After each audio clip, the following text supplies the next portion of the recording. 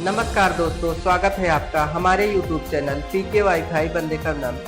दोस्तों, आज की इस वीडियो में मैं आपको इनपुट डिवाइस और आउटपुट डिवाइस के बारे में बताऊंगा।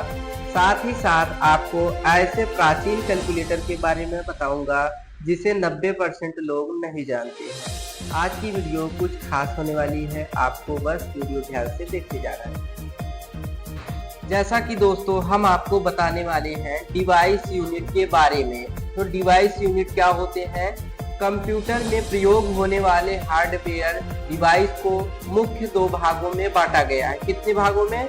दो भागों में। पहला है इनपुट डिवाइस और दूसरा है आउटपुट डिवाइस।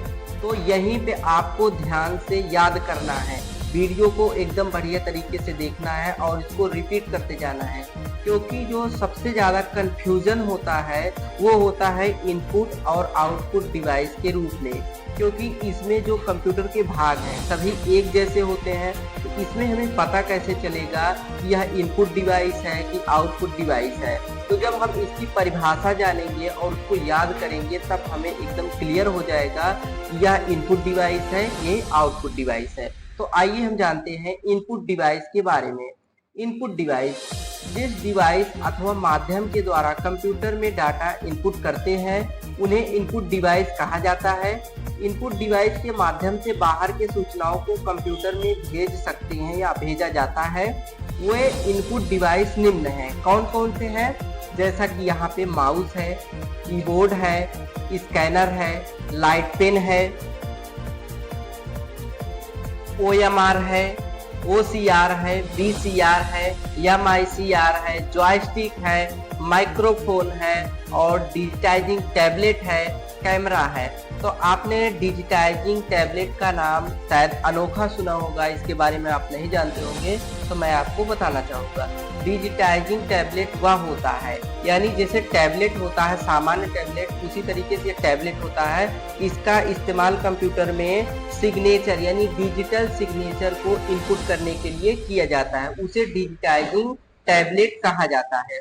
अब हम बात करेंगे आउटपुट डिवाइस के बारे में। आउटपुट डिवाइस जिस डिवाइस अथवा माध्यम के द्वारा कंप्यूटर में डाटा को प्राप्त करते हैं, क्या करते हैं? प्राप्त करते हैं, उन्हें आउटपुट डिवाइस कहा जाता है। आउटपुट डिवाइस के माध्यम से अंदर के सूचनाओं को बाहर निकाला जाता है। वे आउटपुट डिवाइस निम्न हैं। वो कौन कौन से आउटपुट डिवाइस हैं? जैसा कि प्रिंटर है, प्लॉटर है, मॉनिटर है, स्पीकर है और प्रोजेक्टर है। तो इस तरीके से ये आउटपुट डिवाइस के रूप में आते हैं। यदि आप इसको याद कर लेते हैं तो यहाँ से कई क्वेश्चन बनेंगे, आप उस क्वेश्चन को निकाल सकते हैं, बढ़िया तरीके से एग्जाम दे सकते हैं। अब बारी है हमारे दूसरे क्वेश्चन की, वह है अबेकस। जैसा कि हमने आपको बताया कि जो सबसे प्राचीन कैलकुलेटर मशीन है वह है क्या? अबेकस। तो अबेकस के बारे में जो खासियत है वह क्या कार्य करता है और कितना प्राचीन है, तो उसके बारे में हम आपको बताने वाले हैं। अबेकस एक साधारण कैलकुलेटर मशीन है जिसे काउंटिंग फ्रेम भी कहा जाता है। अबेकस का उपयोग प्राचीन काल से ही चीन, रूस, पूर्वी यूरोप में किया जाता था। इस कैलकुलेटर में केवल जोड़ घटाव की प्रक्रिया हो पाती थी। कितनी प्रक्रिया हो पाती थी? जोड़ और घटाव की, इसमें गुणा और भाग नहीं हो पाता था। बढ़ते आविष्कारों के साथ अबेकस का उपयोग अधिकांश देशों में बच्चों को गणित की बुनियादी बातें और नेत्रहीन व्यक्तियों को जोड़ घटाव सिखाने के लिए प्रयोग किया जाने लगा।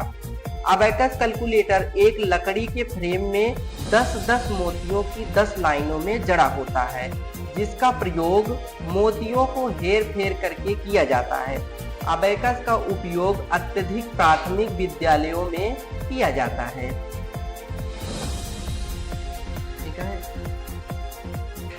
तो दोस्तों, जिस प्राचीन कैलकुलेटर मशीन की बात मैं कर रहा था वो ये है, इसको आप देख लीजिए खूब अच्छे तरीके से, क्योंकि ये लकड़ी के फ्रेम में बना होता है।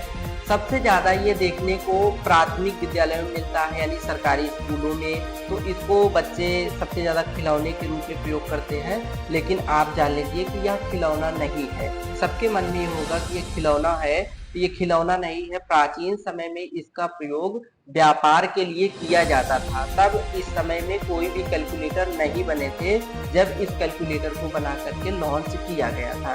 तो यह एक लकड़ी के फ्रेम में 10 मोतियों की 10 लाइनों में जड़ा होता है। इसको आप देख सकते हैं, विभिन्न प्रकार की यहाँ पे इमेजेस हैं। इस तरीके से यहाँ पे अबेकस बनाया गया है। दोस्तों, अबेकस का खिलौना समझना कोई गलत बात नहीं है। जिस किसी के भी मन में सबसे पहले खिलौना आया हो तो कोई गलत बात नहीं है, क्योंकि अबेकस कैलकुलेटर मशीन दिखता ही ऐसा है कि जैसे कि मानो कोई खिलौना है। तो हम आपको बताना चाहेंगे, पहले भी बताया, अभी बता रहा हूँ कि अबेकस कैलकुलेटर मशीन कोई खिलौना नहीं बल्कि एक कैलकुलेटर मशीन थी, जो कि प्राचीन समय में सबसे ज्यादा यह प्रचलन में थी। दोस्तों, आशा करता हूँ कि यह वीडियो आपको बहुत ही अच्छा लगा होगा। ऐसे ही इंटरेस्टिंग वीडियो को देखते रहने के लिए मेरा चैनल सब्सक्राइब कर लीजिए और इसको लोगों तक शेयर कीजिए।